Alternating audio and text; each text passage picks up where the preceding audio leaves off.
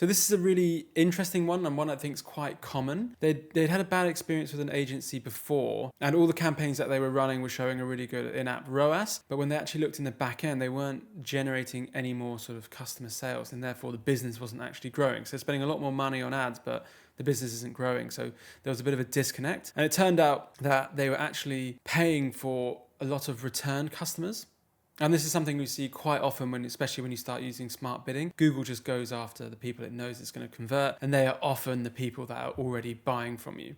So with a little bit of a bad taste in their mouth, they wanted to start small with us, and basically it was our job to kind of prove we can make this work even with a small budget. So we were allocated $2,000 for the first month, with the goal of increasing that to about $100,000 per month if we could prove efficacy of the ads. So with that in mind, the number one priority was obviously new customer acquisition. They're a new business, they're looking to grow, and they're willing to invest a sizable amount of money into their advertising, provided it's growing the business. Now, obviously, new customer acquisition is tricky, and one of the best ways to get a bit more insight into the traffic on site and the customers you're getting is by using third-party measurement tools. And that was primarily to look at the new customer rate, cost per new customer, and also the new versus returning user rate from each campaign type. That way we could tell which campaign was delivering new users and which campaign was just remarketing existing users. Lastly, we took a bit of a deep dive into their customers prior to launching any campaigns and noticed they had a really strong LTV. Essentially, every customer after making their initial purchase would then go on and make a further 3 purchases within the year. So this is all really useful information, and essentially that means that we can be a little bit more aggressive in the ad accounts itself and not be obsessed with chasing in-app ROAS. So with small budgets, we always want to take a bottom-up approach to sort of prove the efficiency of the campaign, and that means solely focusing on the demand capture side of things. So demand generation is just about building brand awareness and things like that. But if you've got a small budget, you want to be focusing on demand capture only. And that is essentially getting in front of an in-market audience who are looking to buy a product that you have already. Doesn't mean they know your brand, but it means they're looking at one of your competitors or they are researching for one of your products.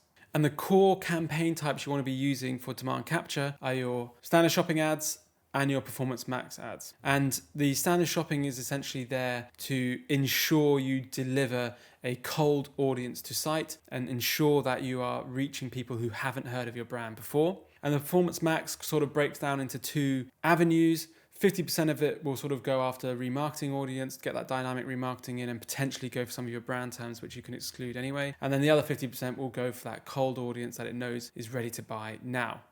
And you can see the little graphic here, how they kind of interact with one another. The shopping and the performance max cold will kind of send traffic into the funnel, pick up quite a lot of conversions on their own right, but they'll also pass on a lot of those conversions to the brand campaign and the remarketing side of the performance max campaign, and ultimately we'll end up scooping up as many of those conversions as possible. And in terms of account structure, this is how it looks. Pretty straightforward. We use a 3 campaign mix, your brand search with a really small amount of budget, 1%, your performance max with about 40% of budget, and then the standard shopping with about a 60% budget. Things to point out here are the performance max with a high sort of target ROAS of about 150%. At that kind of level, it allows for that split of remarketing and cold prospecting. And then we want a low T ROAS of about 30% across our standard shopping. That ensures we're placing really high, we're getting really good placements, probably paying a little bit more for clicks, but we're going to be generating a lot more conversions and the traffic quality is going to be significantly higher. So let's see how this looks in the back end.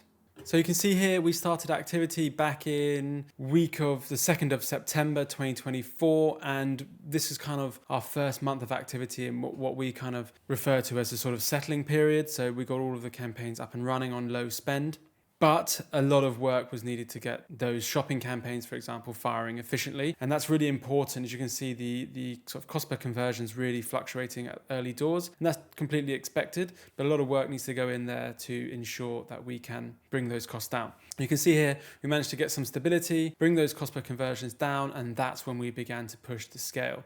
And we're only about 4 weeks into scaling this account, and you can see here that we've essentially quadrupled the budget so far, and we've managed to keep those cost per conversions and that in-app ROAS and actually the back-end third-party ROAS completely neutral. And the primary reason for that is basically how we've got our campaign mix set up, and that is utilizing cold line and essentially a remarketing line and a brand line. So these three highlighted here are the three campaigns we have operating in Australia. The top one is the standard shopping line we have, and that's got a budget allocation of more than 60%. The second one is our Performance Max line. That's really there to operate as 50% remarketing, 50% prospecting. And finally, we've got an absolute minuscule amount of budget allocated towards our brand line. And the goal with this account is to reach about 100K per month in ad spend by sort of the end of Q2 in 2025. So we will update you again when we get there.